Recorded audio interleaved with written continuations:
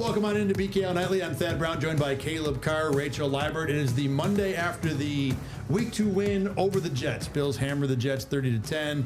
Coaches, coordinators talk to the media as they normally would today, although it is a short week with the Dolphins coming into town on Thursday. So we'll get this out of the way. Little schedule change.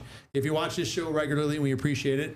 The normal Wednesday show, which will be media day, all the different reactions, getting ready for the next game, that'll actually be tomorrow's show on Tuesday. And then the normal Tuesday show, which is me and Carl Jones doing Let's Talk Ball, breaking down the X's and O's. That show will be on Wednesday. Then there will be no Thursday show because there's a game. We'll have the game day recap show available to wherever you watch this program sometime on Friday. Guys, let's get to what's going on today. And there was some injury news today.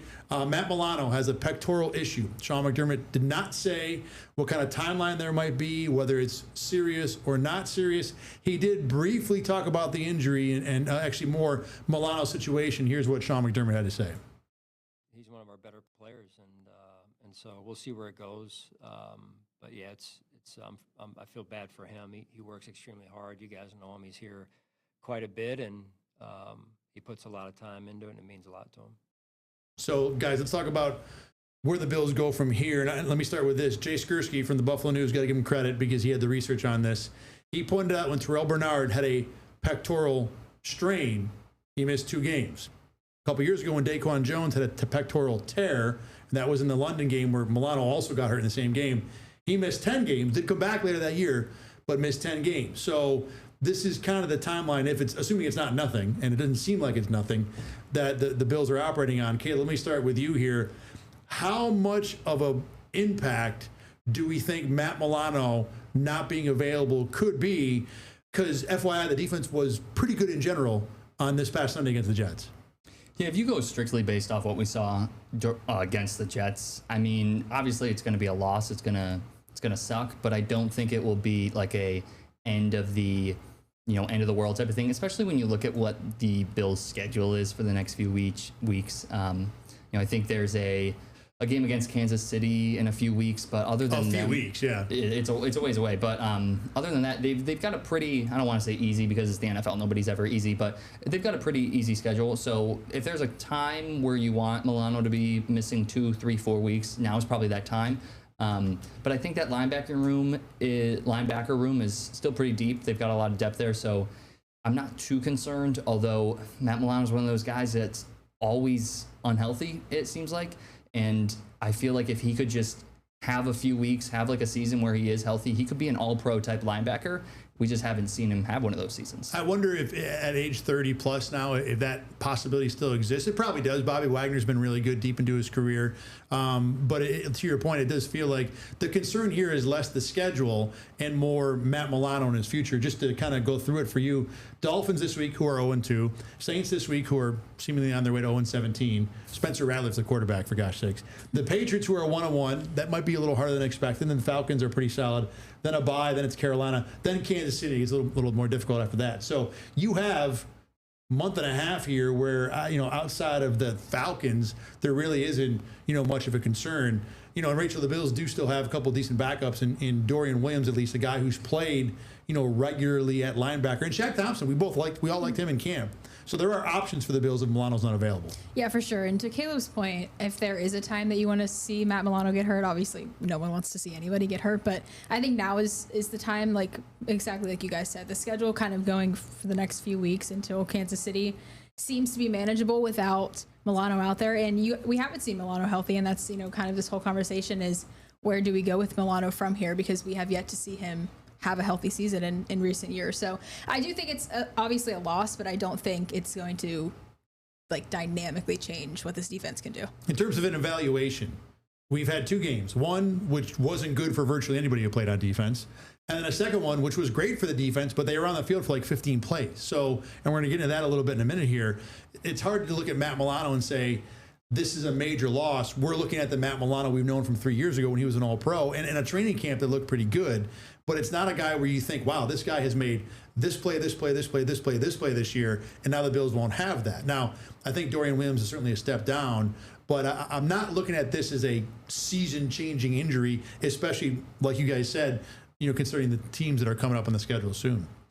One of the other defensive talking points today was Joey Bosa, who had a nice game on Sunday, sack, couple forced fumbles, certainly having an impact. And Bobby Babich talked about today that Bosa back in the day played with Bobby Babich Sr., who used to be an assistant coach for the Bills, and 8-9 years ago was an assistant coach with the Chargers when Bosa was out there. Caleb, what was his exact job? Bobby, he was the linebacker coach when Bosa was a rookie. So, all right, so they had at least a year overlapping before Babich Sr. came with Sean McDermott to the Bills. So Babich Jr. today talked about a conversation he had with his dad watching Joey Bosa have a big game against the Jets.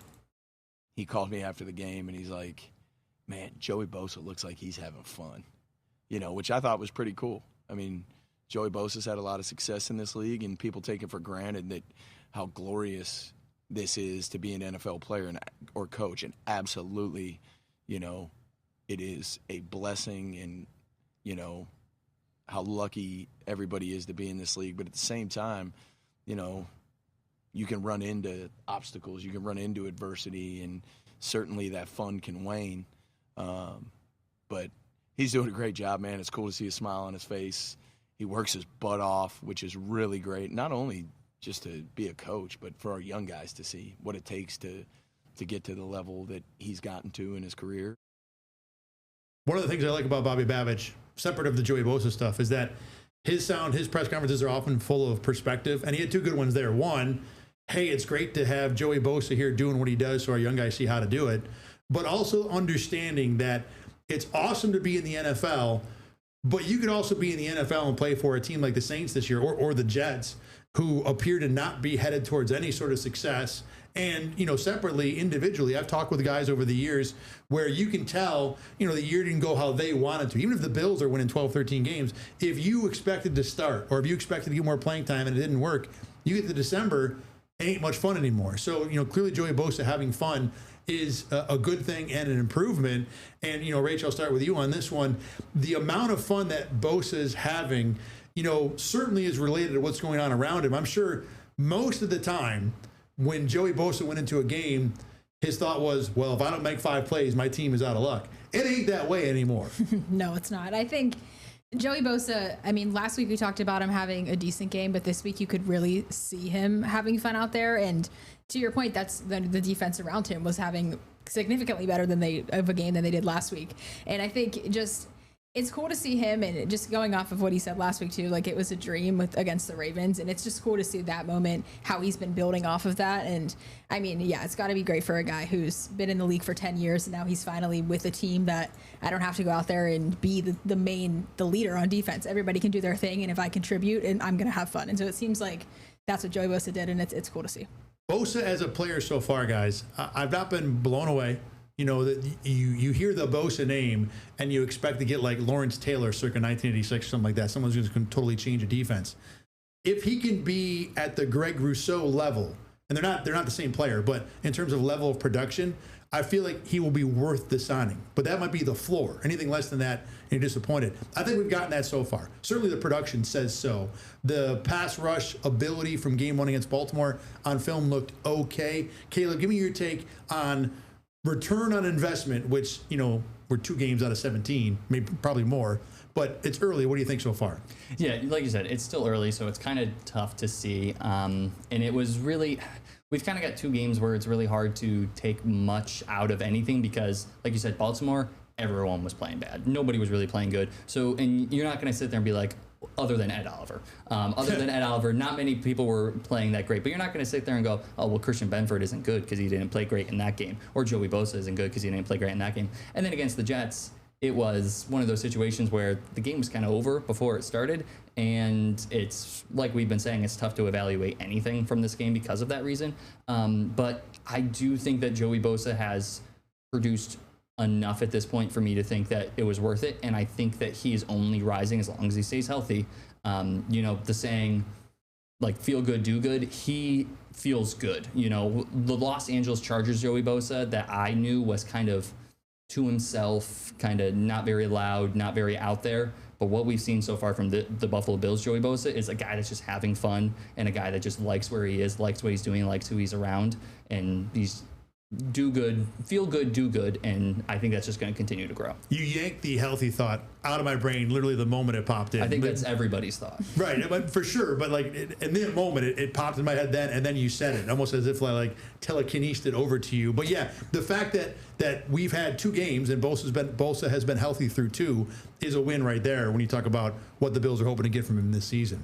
The other coordinator, obviously, that addressed the media today was Joe Brady.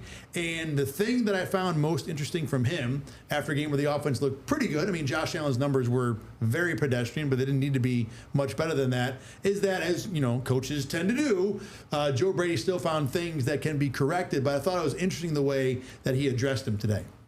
I started my unit meeting today with, I'm a big believer in, we call it smoke detectors. Like, let's not wait for the house to catch on fire to check your smoke detectors, right? And we put a ball on the ground yesterday. We had some penalties.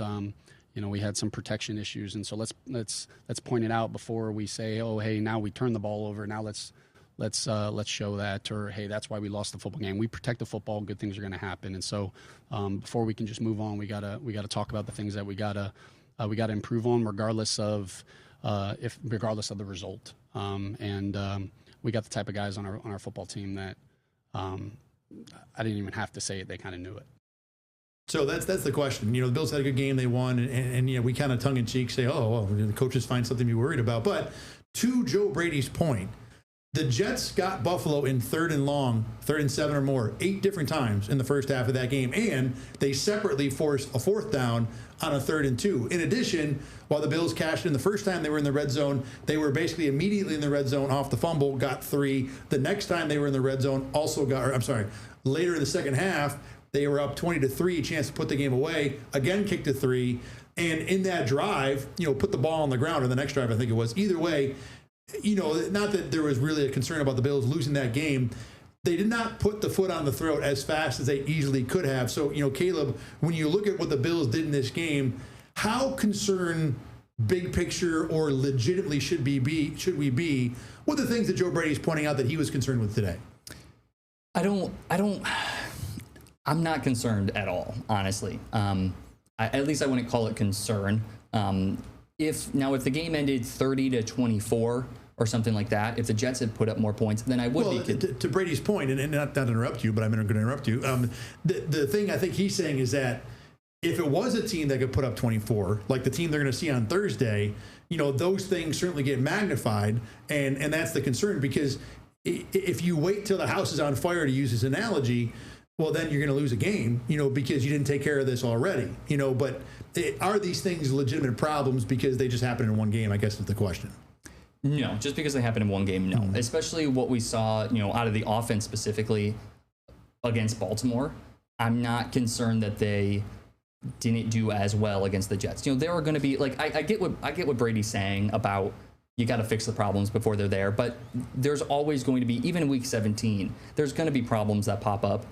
I think the more important part is being able to, when one part is having a problem, the other parts are able to step up and help fill that problem, which is what I thought happened on Sunday. Is the Bills' offense wasn't clicking that much, but it didn't matter because the defense was playing so well. And then against Baltimore, the offense was playing really well, the defense was kind of and then when the defense stepped up, the offense stayed there, and they were able to come back and win the game.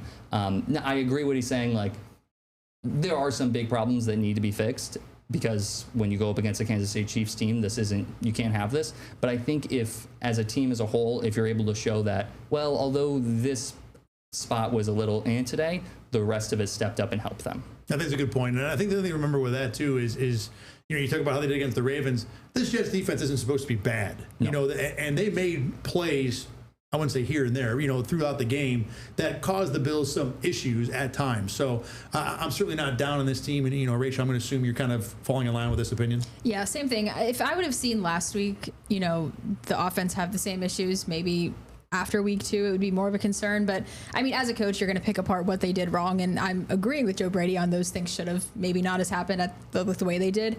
But it's not a concern for me. And I feel like, too, even sometimes last year, we watched the Bills a lot of times not play down to their opponent, but teams that we know they're not going to, like the Bills are going to come out with the win. Feel like maybe they're just kind of going through the motions because they know they don't have to, get down the field every single drive, and they can kind of just rely on all the components coming together and not have to come down to a field goal or not come down to the final drive. So for me, it's not that big of a concern. I mean, would we feel better if they converted on when they were in the red zone? Of course. I mean, Joe Brady, that's what he's saying. But to me, it's not really a concern based on what we saw last week. Can't play a perfect game. Hard to, reach for that. And then I think to your point about playing down to opponents, the Bills' level is so high right now, it's hard not to play at least a little bit down to other teams' level because, they might be the number one team in the league right this second. So everybody else, if you play anything below that, you're playing down to their level. I'm with you guys. I get, the one thing I will say is the fumble stuff. They've now had 2 fumbles in the first 2 games. Got lucky, recovered them both. They've actually recovered their last 10 fumbles in a row, which is kind of ridiculous. It's like literally flipping a coin and getting heads 10 times in a row. So that's something that needs to be addressed sooner rather than later. But the other stuff, I'm with you. I'm not really worried about it at all. Before we move on here, let's take a look at today's injury report because it's a Thursday game. This is actually an official injury report like it was a Wednesday. We talked about Matt Milano did not practice today. Ed Oliver still was seen reportedly in a walking boot, also a DNP. Cam Lewis, Taron Johnson, Shaq Thompson, all limited. Taron Johnson kind of feels like a guy that I think if this was the Super Bowl this week, he'd be playing. But at this point, he's still limited, so we will monitor this as we go along during the week. All right, it's time now for our BKL roundtable. We'll begin with the run defense, and we kind of alluded to it a little bit. Not a huge sample size in terms of plays, but Caleb, do we think this run D is fixed after what they showed Sunday against the Jets? I don't think we can really make a strong statement about how they performed against the Jets because, when the game mattered, which is when Justin Fields was out there, when, the Jets thought that they had a chance when this game was close enough for it to matter, Justin Fields only threw the ball 3 times. So, or not 3 times. Completed it 3 times. Completed it 3 times, threw the ball 11 times. My apologies. But so obviously the Jets game plan was not to go out there and have a balanced game. They were leaning on their run game, and I think Buffalo knew that. I think Sean McDermott and Bobby Babich knew that going into this one, so they prepared it. I think also Buffalo kind of got ran over in week 1, so they had that kind of momentum going into this. Well, not momentum, but they had that chip on their shoulder going into this. And then I don't even want to say fixed because I don't want to say that the run game was ever broken because you're playing Derrick Henry. Derrick Henry could make the best run defense in the world look broken. That's just who Derrick Henry is. So I don't really want to call it broken. But whatever we are calling it, I don't think we can say it's better based off the performance against the Jets. To the point about number of plays and how much evidence we have, the Jets ran 47 plays. 21 of them were in the fourth quarter after it was 30-3. So almost half the game plan, wasn't something, Rachel, that you saw in a neutral point of view in the game. Yeah, we talked a lot last week before this game, just that maybe the Jets were going to rely on the ground, like Justin Fields and Breece Hall had 24 yards on the ground. So I think to Caleb's point, I mean, I don't know if it was ever broken, just with Derrick Henry, Lamar Jackson, and what they bring to the table. It hasn't been good for a long time. Good. And we did talk about this last week too. My opinion of it was, I wasn't okay with the fact that they ran all over him just because it is Lamar Jackson and Derrick Henry. So, but I do feel more confident in maybe the way they handled business this week. I mean, I don't know. Fix isn't the right word, but I do think, I don't know, maybe I'm just neutral. I don't know if I've seen enough from just the number of plays and the number of, opportunities they had, but I feel kind of neutral as I still need some more proof that this run defense is, capable of doing that. Most discussion points are probably going to end with that. It's just week 2. I like to say you don't really know anything about the NFL until Halloween, and we're not even in October yet. So the other thing I'll say is kind of where you're dancing around this a little bit.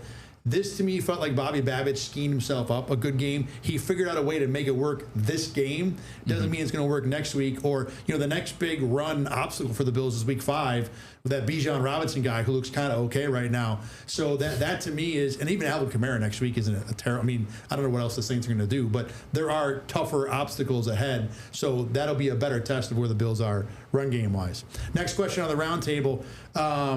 Curtis Samuel has been on the bench the first few games with Elijah Moore, getting an opportunity to play. Caleb, why Elijah Moore over Curtis Samuel?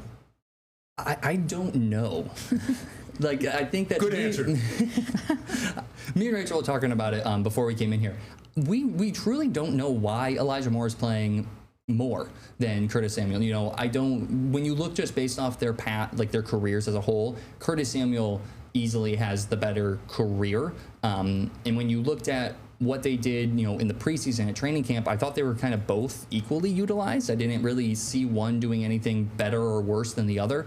So I don't really have an answer for why, but I think my answer for moving forward is, for some reason they gave Elijah Moore the opportunities, and Elijah Moore is taking advantage of them. So I can't answer why Elijah Moore was given those opportunities, but I can say that I do believe he will continue to be given those opportunities if he continues playing the way that he has been playing. For me, I think both these guys are similar guys. You know, you only really need one of them, you know, and if you think Elijah Moore is the better of the two right now, then that's fine. I'm not even, you know, mad about either way. If that's your call, then that's your call from the Bills' point of view. The one thing I'll say about Moore so far is that with Curtis Samuel, we kind of know what he is. Like, we've seen a full year of him. We know what he can be.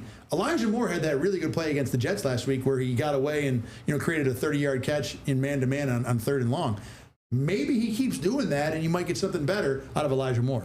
Elijah Moore, to me, is more versatile, I think, than Curtis Samuel, just in regards to, I mean, they've been using him a lot in the run game. Not that he's breaking out and having 40-yard rushes down the field, but to me, Elijah Moore, I feel like the ceiling is higher than Curtis Samuel, and we haven't seen Curtis Samuel really be healthy fully. Was he injured? I think maybe during training camp a little bit too. Yeah, he did miss some last time. year. So to me, it's Elijah Moore's here. They brought him here for a reason, and if they're similar, I mean, we're going to go with a guy that, in his career, to me, has proven that he could be maybe more of a flexible, like some sort of offensive weapon more than Curtis Samuel can be at this point. Elijah Moore is younger for what it's worth too, so maybe that's part of it.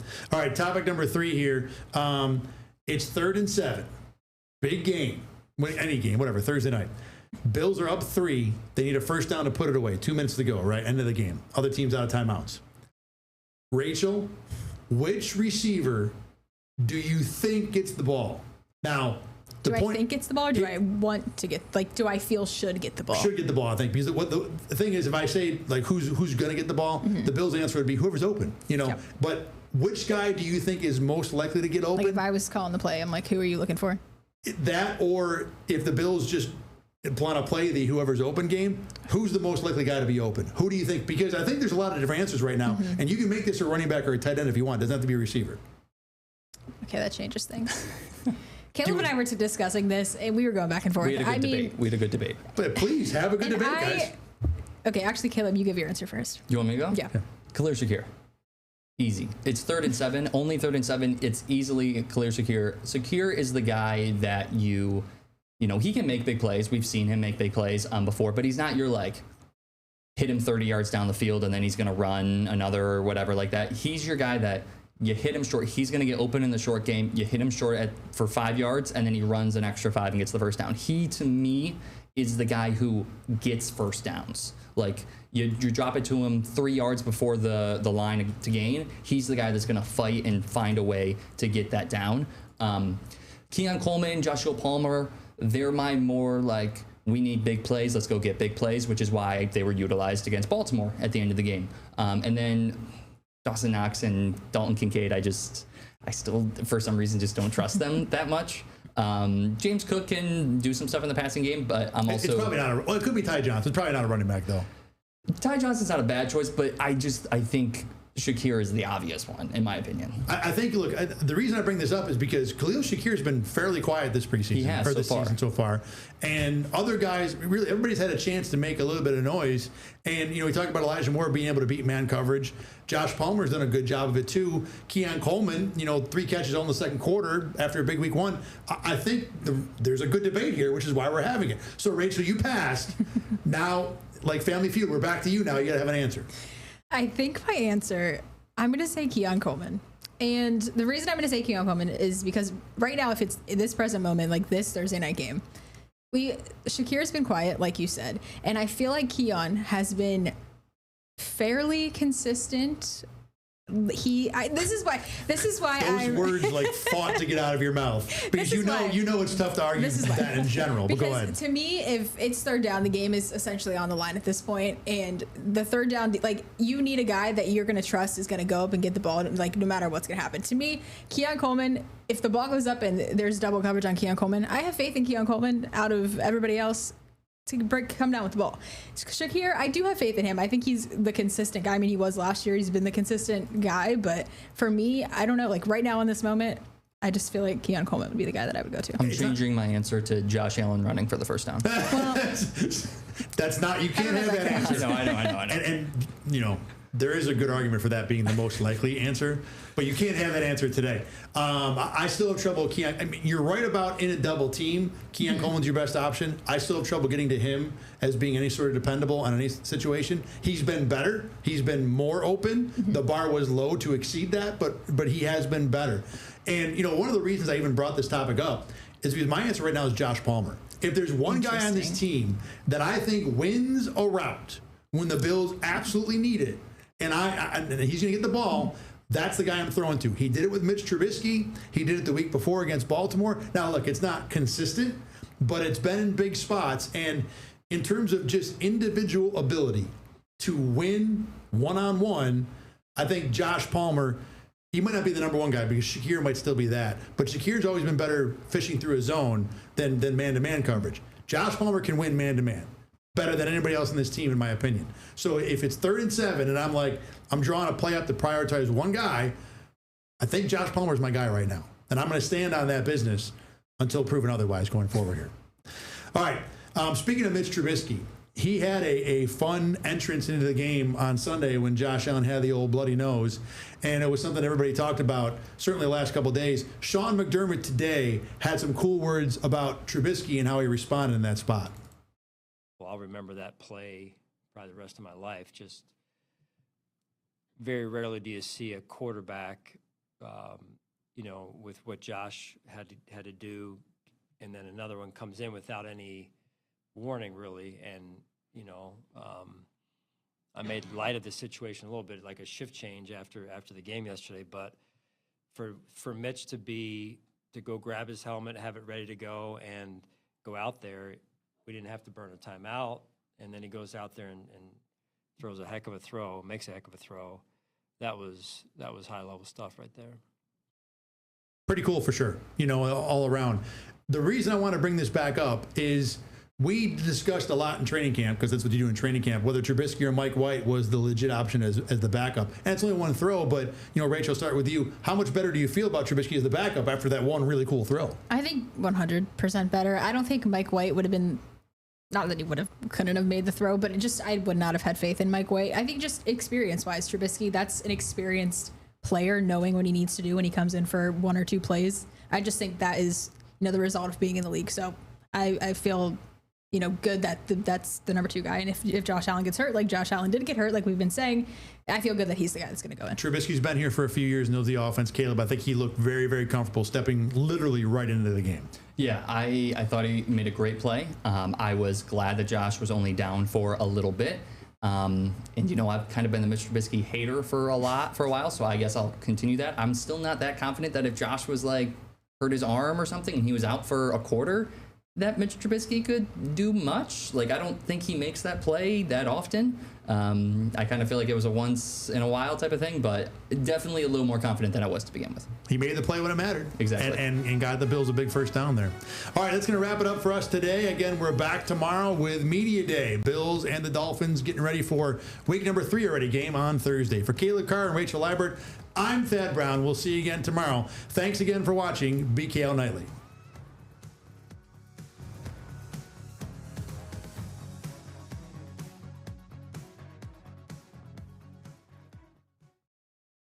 Get the Rochester First streaming app today for everything you love from News 8 On Demand, plus exclusive shows you won't see anywhere else. Search ROC and download for free on Roku, Amazon Fire, and Apple TV.